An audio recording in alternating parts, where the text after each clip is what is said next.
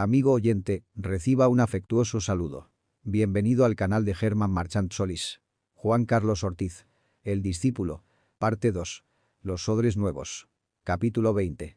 Después del domingo por la mañana. Por tanto, vayan y hagan discípulos. Mateo 28:19. ¿Cómo hacer discípulos? No es cuestión de poner en práctica esto mecánicamente sin haber sido renovado por el Espíritu Santo. Tratar de poner en práctica la mecánica del discipulado sin la vida del Espíritu nos frustrará y puede llegar a ser puro legalismo. Es necesario que la congregación experimente una renovación de la mente y un deseo de transformación en cuanto a su relación con Jesús como discípulo. Hay que comprender que Jesucristo es Señor y amigo. Ya no los llamo siervos, los he llamado amigos. Juan 15:15. La relación señor-siervo habla de compromiso y obediencia, la relación de amigo-amigo nos indica que es una relación de gracia, no de ley, es una amistad voluntaria y profunda de amor. La relación de amigo-amigo requiere más que la relación señor-siervo, porque es un servicio por amor. Uno tiene más obligación con un amigo que con un patrón. Porque la relación amigo-amigo está basada en el amor. A estas cosas me he referido en la primera parte de este libro.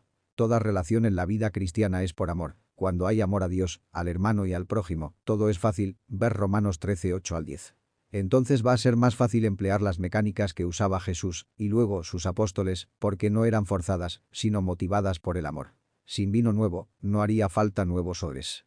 Lo primordial es conseguir el vino nuevo, después ocuparse de las estructuras para mantenerlo. La metodología no la recibimos por la lectura de un libro o en un aula. Surgieron de haber vivido junto con otros pastores una experiencia de frustración con el estado de nuestras congregaciones, surgieron de un sentimiento de crisis. Comenzamos los cambios casi, sin pensarlo, queríamos ensancharnos lo más posible para llenarnos de ese vino nuevo. Así empezó la transformación. El discipulado tiene que comenzar con los pastores. Sí, como dije en el capítulo anterior, los pastores no se reúnen ni se ven a sí mismos como los ancianos de la única iglesia de Dios en su ciudad, nunca estarán capacitados para hacer discípulos de su gente. Es una tarea nueva que requiere continua consulta con otros pastores maduros.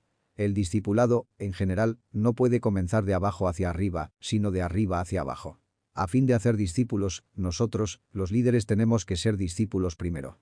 El discipulado no es una enseñanza que se presenta en un aula, sino una vida que se vive delante de los discípulos.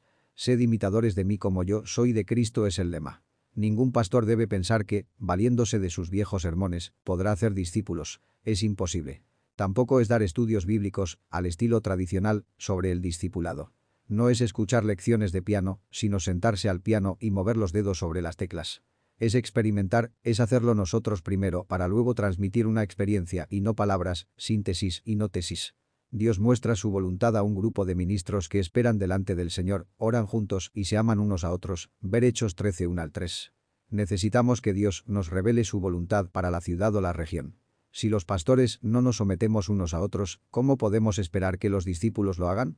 Si los pastores no nos amamos los unos a los otros ni nos ayudamos mutuamente, ¿cómo se nos ocurre que los discípulos lo van a hacer? Ver a los pastores unidos, viviendo lo que les enseñan, amándose, ayudándose, respetándose y consultando sus dudas será una garantía de que Jesús es la cabeza y que los discípulos no se estarán sometiendo a líderes abusivos, porque ellos también tienen a quien responder. Por no haber un grupo a quien cada pastor debe dar cuenta, hay muchos abusos, como el culto a la personalidad del pastor, los pastores astros de televisión, el comercio con libros, discos y casetes, que enriquece desmedidamente a los líderes, abuso de prácticas y doctrinas exageradas tomadas de los pelos de las escrituras. No es saludable para ninguno correr solo. No debería haber llaneros solitarios en la iglesia. Los pastores mismos deben ser discípulos y sujetarse unos a otros en amor. Además tenemos la ayuda de los errores del pasado de muchos de nosotros para amarnos unos a otros y respetarnos unos a otros. La falta de respeto a las diferencias ha sido causa del enfriamiento del amor. Yo era un pentecostal muy convencido de que los bautistas, presbiterianos, hermanos libres, católicos, anglicanos, adventistas y otros no tenían nada para enseñarme. Creía que ya tenía el evangelio completo. Pero cuando nos juntamos por primera vez allá por el año 1967, con pastores de todos estos grupos, empecé a darme cuenta de que mi congregación y yo teníamos muchísimo que aprender todavía. Todos juntos nos enriquecimos mutuamente compartiendo nuestros ministerios. El primer grupo fue de unos 25 pastores más o menos. Este grupo llegó a ser una de las células madre de Buenos Aires. Y así comenzó un discipulado que hizo maravillas con nosotros y con nuestros creyentes. Antes de escoger a sus 12 discípulos, Jesús ayunó 40 días primero y, el día antes, oró toda una noche. Lucas 6, 12 y 13. La elección de discípulos es un asunto espiritual que no debe hacerse a la ligera. Y las células comenzaron a multiplicarse. Cuanto más adelantábamos, tanto más esencial se hacía el señorío de Cristo y la necesidad de consultar unos con otros. El movimiento de renovación de la Argentina parecía que llegaría a ser un paradigma para el mundo. Y definitivamente, influenció a todo el país, a América Latina, a los Estados Unidos y al mundo. Este primer grupo de pastores fuimos invitados de todos lados, literalmente, y hoy en todas partes se habla del discipulado, cuando todavía en los círculos tradicionales, discipulado parece una mala palabra. Sería bueno que personas especializadas, algún historiador, entrevistara a cada uno de los pastores que formamos parte de este primer presbiterio interdenominacional en Buenos Aires, que funcionó maravillosamente por unos años, para averiguar por qué luego terminó deshaciéndose. Cada discípulo que discipula a otros debe recibir y dar cuentas a un líder o discípulo más avanzado. Es decir, estar conectado a otros creyentes por arriba, por abajo y por los costados, tal como los ladrillos de un edificio. En esta nueva edición, quiero ser un poco más específico, porque en la primera estábamos todavía ensayando, aunque ya nos deslumbrábamos con los resultados. Cada discípulo es un sacerdote. Esto fue el gran descubrimiento de la Reforma. Como sacerdote debe delinear su parroquia. Las parroquias antiguas eran geográficas. Ahora, con el pluralismo, en la misma localidad hay diferentes grupos étnicos, religiosos, subculturas, alcohólicos, homosexuales, adictos a pornografía, droga, chicos de la calle, pordioseros, ladrones, etc. Uno debe tener una metodología diferente para cada grupo, aunque con el mismo propósito. Ser un discípulo de Jesucristo. En términos generales, la parroquia de cada creyente que se reconoce sacerdote está formada así. 1. Su familia. 2. Sus familiares. 3. Sus vecinos. 4. Sus amigos. 5. Sus compañeros de trabajo. 6. Sus compañeros de escuela. 7. Sus enemigos. De esto puede sumar un número entre 30 y 60 personas. El discípulo hace una lista con todos los nombres de los que componen su parroquia. Debe orar por ellos todos los días por nombre y declararlos prediscípulos de Cristo. A medida que va orando uno por uno, va pensando qué método de aproximación puede usar para cada diferente persona. El mejor es el amor. Si uno se enamora de un prójimo, buscará contactarlo, le hará favores, etc. Hable con ellos, pero antes de hablarles de Jesús, haga brillar su luz delante de todos, para que ellos puedan ver las buenas obras de ustedes y alaben al Padre que está en el cielo. Mateo 5:16.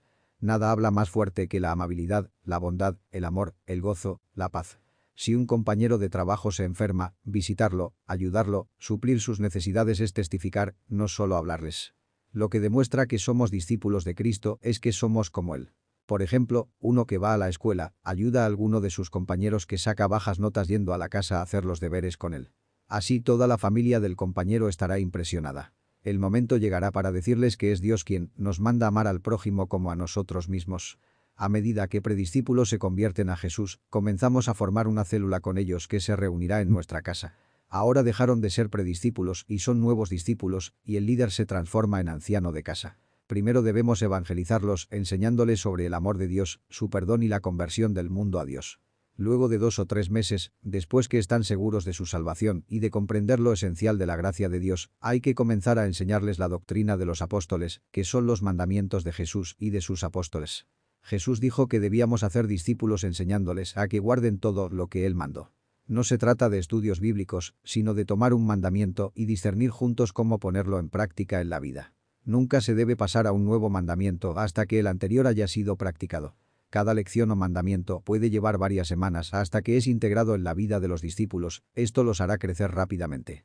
Estos creyentes nuevos que comienzan a obedecer a Jesús, se los llama discípulos fieles. Cuando ellos forman su parroquia y comienzan a ganar a sus parroquianos para Cristo y reunirlos en células en su casa, se transforman ellos en ancianos de casa. Y al discipulador de estos que van formando sus grupos se lo llama anciano de grupos. Al seguir creciendo, el de más arriba se transforma en anciano de región. Como ven, los ancianos no llegan a serlo por el voto de la congregación, sino por su funcionamiento como tal. La palabra anciano quiere decir sobreveedor. El que no está sobreviendo a nadie no es sobreveedor. El que dirige varios grupos es un sobreveedor de casa, de grupos, de región. Si los grupos se siguen multiplicando, el líder se transforma en anciano del sínodo, que junto con los otros ancianos de regiones dirigirán la obra en toda la provincia o la nación. Todo esto se fortalece con retiros de la célula, retiro de un grupo de células, retiro de una región, etc. En los retiros se comparte la visión y se imponen las manos para que el Espíritu Santo se manifieste en plenitud en cada discípulo. En el discipulado, todos crecen, todos pueden ser líderes de un grupo pequeño, luego pueden ser capacitados para dirigir un grupo de líderes de otros grupos. Todo esto se hace muy atractivo y ubica a cada nuevo convertido en un lugar activo del cuerpo de Cristo. Estos creyentes no se pierden ni nadie los puede robar, son como los ladrillos en un edificio. Todos están activos y ocupados en la expansión del reino de Dios. Según cómo trabajan, irán aumentando su responsabilidad. Cuando llegan a tener unos 200 en su línea de grupos, pueden llegar a ocuparse a tiempo completo del ministerio con los diezmos y las ofrendas de su grupo. Cuando un discípulo está comprometido con el Señor, le entrega su vida, su casa, su auto, su tiempo, sus diezmos y sus ofrendas, y comienza a buscar primeramente el reino de Dios. Todas sus celebraciones, cumpleaños, aniversarios, son centrados en el reino. A la celebración, invitará a sus vecinos, compañeros de trabajo y amigos inconversos. También entre todas las células pueden alquilar un salón de fiestas y organizar banquetes anuales, muy elegantes, para invitar a sus patrones, médicos, profesionales, políticos y ganarlos para Cristo. El amor de los grupos los impactará y se sentirán cómodos entre creyentes. No debe ser un culto, sino una fiesta cristiana, con un testimonio poderoso de cambio de vida, música por profesionales y un mensaje explicando quiénes son los que organizan el banquete. Los que invitaron a las visitas luego serán invitados por ellos a sus casas. Todo esfuerzo debe tender a discipular a los creyentes y a atraer a los no creyentes para ser discipulados. Biológicamente, una célula es una micronésima parte de nuestro cuerpo. El estudio de la célula en el cuerpo humano es fascinante. Cada una tiene la información total sobre nuestra persona, el ADN o genoma. La célula es la unidad de la vida. Con una comienza la vida del feto en el seno de la madre. Mientras las células se multiplican saludablemente, crecemos y nos mantenemos enérgicos. Cuando las células comienzan a multiplicarse menos, comenzamos a envejecer y luego a morir. Las células se multiplican dividiéndose continuamente.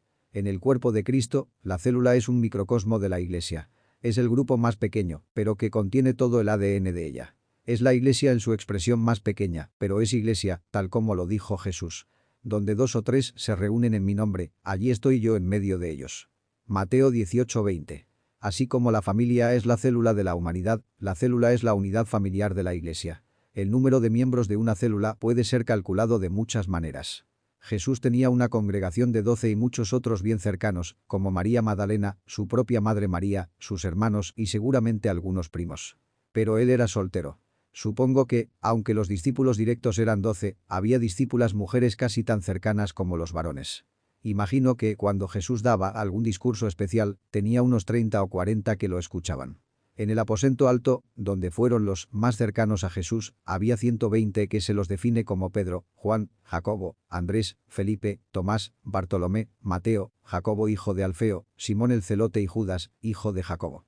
Todos, en un mismo espíritu, se dedicaban a la oración, junto con las mujeres y con los hermanos de Jesús y su madre María. Hechos 1:13 y 14. También había otros que no se mencionan en estos versículos, pero que luego se mencionan como discípulos. A José, llamado Barrabás, apodado el Justo, y a Matías. Estos también eran discípulos porque se dice de ellos. Nos acompañaban todo el tiempo que el Señor Jesús vivió entre nosotros, desde que Juan bautizaba hasta el día en que Jesús fue llevado de entre los muertos. Evidentemente, estos 120 eran el grupo más íntimo del Señor. Por eso, no creo que debamos idolatrar un número de discípulos para cada persona. Digamos que cada uno tenga el número que pueda discipular bien. Generalmente, en mis células, mi esposa me ayudó con las esposas de mi grupo. A veces los hijos del líder ayudan con los hijos de los discípulos. Los miembros del grupo deben ser estables. El de Jesús era estable, no era un entradero y salidero como en la Iglesia, que aunque tenemos mucha gente nueva entrando, perdemos a la vez muchos otros.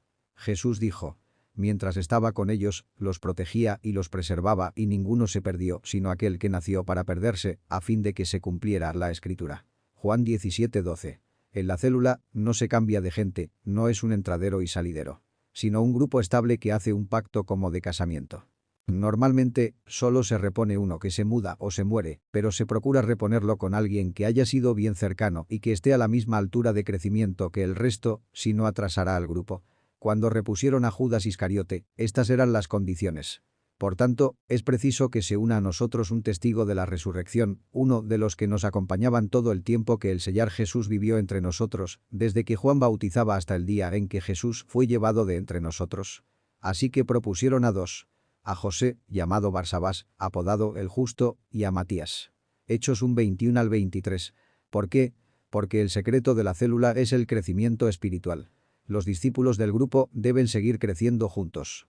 Si siempre entran nuevos, entonces tenemos que repetir lo que ya hemos aprendido, y el resto pierde tiempo en su crecimiento. Claro, al principio hay un periodo donde se puede agregar algunos, pero al pasar más allá del número ideal, debemos dividirlo en dos. Y esos dos, al crecer y pasar el número ideal, se divide en otros dos. Así van creciendo. En las células también se practica la ayuda mutua. Pero hay que seguir la regla de enseñar a pescar en vez de dar pescados. Si las células funcionan por las casas y alquilan lugares cada tanto para reuniones todos juntos, porque no tienen edificios propios que mantener, ahorrarán mucho dinero. Ese dinero puede usarse para sueldos a los líderes de más de 200, para preparar las fiestas, para invitar a inconversos, para ayudar a los creyentes a estudiar, a conseguir mejores trabajos, a poner sus propios negocios o empresas, de las cuales van a diezmar, y para dar becas a estudiantes sobresalientes con el fin de que brillen para Cristo en puestos altos de empresas y de gobierno. Algunos pastores se envuelven demasiado en la política para conseguir justicia social, pero me alarma cuando no pueden conseguirla en su propia congregación. Los políticos quieren traer la justicia social aumentando los impuestos y sacándole al rico para darle al pobre, en otras palabras, hacer caridad con dinero ajeno. En las células debemos practicar la caridad y enseñarla a otros. Debemos llegar a ser una comunidad deseable, solo así seríamos invitados a entrar en la política. Si entramos, que sea dándole la gloria a quien le corresponde, al Señor. Es necesario que comencemos en el lugar donde nuestra palabra será escuchada y obedecida, en nuestra iglesia. Tenemos que empezar con aquellos que llevan una Biblia debajo del brazo. Son ellos los que quieren, antes que nadie, erradicar la injusticia social entre sus propios creyentes. A veces preferimos ir a gritar a la calle que poner nuestra mano en el bolsillo para ayudar a un hermano. Es posible que un hermano en la congregación pueda tener 3 televisores mientras que otro no tiene siquiera una cama. Es posible que un creyente tenga 2 automóviles, mientras que otro tiene que caminar 20 cuadras y esperar todos los días 1 hora el ómnibus. Sin embargo, esto es algo que ocurre entre nosotros. Una vez que hayamos erradicado la pobreza en nuestra congregación, recién tendremos autoridad para decir al mundo que debe haber justicia social. Primero tenemos que limpiar nuestra casa. El 12 no es un número mágico. Uno debe tener tantos hijos como pueda mantener. Queremos que la iglesia permanezca unida y que cada uno esté muy consciente respecto de cuál es su lugar en el cuerpo. Es interesante notar aquí que no todas las personas en las células en Buenos Aires eran de nuestra congregación. Había bautistas, nazarenos y también católicos que vivían en el vecindario y que querían crecer en Cristo. Asistían a las células de miembros de nuestra iglesia, pero seguían yendo los domingos a su iglesia. Sus pastores se admiraban de su crecimiento y de que no se los robábamos. Comenzaban a diezmar, a ganar a otros para Cristo, y eso hacía que hasta sus pastores se hicieran miembros de la célula. Un anciano nuestro llegó a discipular a varios pastores. La persona que tiene a su cargo la célula no posee ningún título especial. Si logra éxito en mantener a los que gana y multiplicarse, se le llamará anciano. En la iglesia primitiva, Esteban, Felipe y Ananías eran más espirituales, tenían más sabiduría, más poder, más dones, más de todo que lo que una persona de hoy tiene, poseedora de un doctorado en teología y ordenada de reverendo. Mi único título real ahora es el de siervo inútil. Ver Lucas 17:10. La autoridad viene con la espiritualidad y el éxito en el ministerio, y esto no es algo que necesariamente acompañe a los títulos.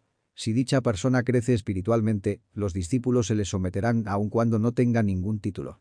Pero si esa persona no está autorizada por Dios, aun cuando posea el título de reverendo, no le servirá de nada. Con esto no quiero decir que no se tienen que escoger los dirigentes, sino que es conveniente esperar y permitir que el Señor los haga funcionar primero. Después no será fácil descubrirlos. Muchas veces ordenamos prematuramente a alguien y luego no sabíamos cómo desordenarlo. Las células pueden reunirse en cualquier lugar y momento. Si en el departamento hace mucho calor, pueden ir a la playa o al parque, ya que no son muchos. La hora del día no tiene importancia. No es como en la iglesia, que en la mayoría de los lugares se abre solamente a las 9 en punto los domingos por la mañana y a las 7 por la tarde para los cultos vespertinos, y si uno pierde esas reuniones, no puede hacer nada. El camino del Señor es angosto, pero no tanto. La célula tiene en cuenta 2 cosas importantes: el grupo y la tarea. El grupo tiene que ser alimentado, las necesidades de cada miembro suplidas. A veces los pastores estamos muy centrados en la tarea que queremos realizar sin tener en cuenta las necesidades de los miembros del grupo con el cual queremos hacer la tarea. No es correcto usarlos para lograr nuestros objetivos sin tener en cuenta sus demandas personales. El ejecutivo de una empresa ve en sus empleados una herramienta para conseguir un beneficio. En mi juventud, salí a predicar a los pueblos pequeños, entre los indios, sin dinero, sin mucho para mostrar. Cuando iba a las oficinas centrales de mi denominación, casi ni me tenían en cuenta. Cuando iba de visita a la escuela bíblica, nadie me saludaba. Iba a las aulas, visitaba a los estudiantes, y eso era todo. Pero cuando llegué a ser pastor de una gran iglesia, todo cambió. Cada vez que iba a las oficinas centrales o al instituto bíblico. Hola, Pastor Ortiz. Permítame su sombrero y su saco. ¿Le gustaría tomar una taza de té? Ahora era importante para ellos. Y, pobrecito, el pastor que cae en desgracia. De la noche a la mañana, otra vez se convierte en un don nadie. En la nueva vida del discipulado, sin embargo, amamos a la persona sin tener en cuenta cuál puede ser su contribución. Cada miembro de la célula es importante. El dirigente comprende que cada uno tiene sus propias aspiraciones y esperanzas. La célula está para ministrar a las necesidades de cada uno primero y, luego, para hacer la tarea, que es la gran comisión del Señor. Por eso, no hay que rogarle a nadie para que asista a una célula. Tampoco hay que llamar a nadie por teléfono. En el grupo, se ven realizados. Las células satisfacen su necesidad social, espiritual y aún la material, los libera de sus cargas y les enseña a enfrentar sus desafíos de manera que puedan también llevar la carga del reino y ocuparse, entonces, de la tarea. Una célula es exitosa cuando se ministran unos a otros sin olvidarse de la tarea. Buscar a los perdidos. La tarea de la célula es la gran comisión del Señor Jesucristo. Tiene que hacer discípulos o de lo contrario no habría razón para la existencia de la célula. Sin embargo, la tarea nunca se llevará a cabo si los que integran el grupo no se aman y no se ayudan unos a otros. El líder debe ser orientado hacia la tarea y hacia el grupo. Dios les bendice.